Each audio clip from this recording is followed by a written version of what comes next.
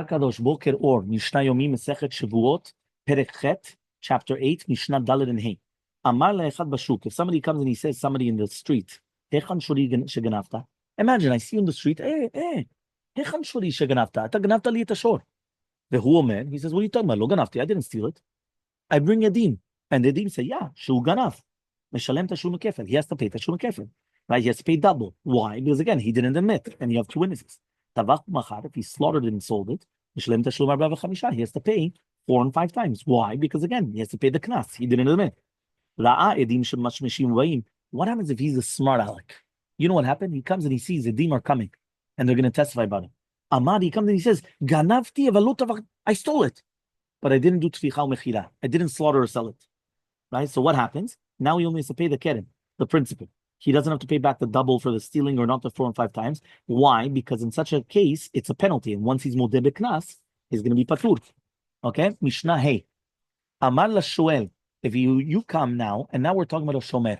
So imagine you go to a shoel, to a borrower. I go to a borrower. You borrowed from me, let's say the phone or the watch, right? You borrowed it, right? And now what happens is you come and you tell him, where's my ox?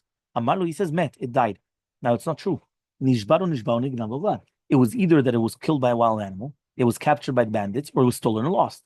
Nishbar, or the borrower said it was broken, and really bemet, it died, or was captured, or stolen and lost. Or nishba, again, it was died, it was broken by wild, or killed by wild animals, stolen, lost. Nignav, stolen, and again, basically, again, the exact same thing that we learned above.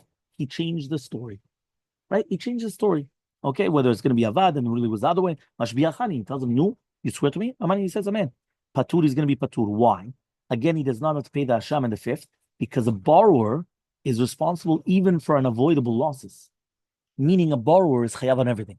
So since the borrower is going to be chayav on everything, as like, even as natural death or whatever it is, attacks by wild animals, capture this, that. So therefore, in all these cases, again, when he swore, it didn't help him.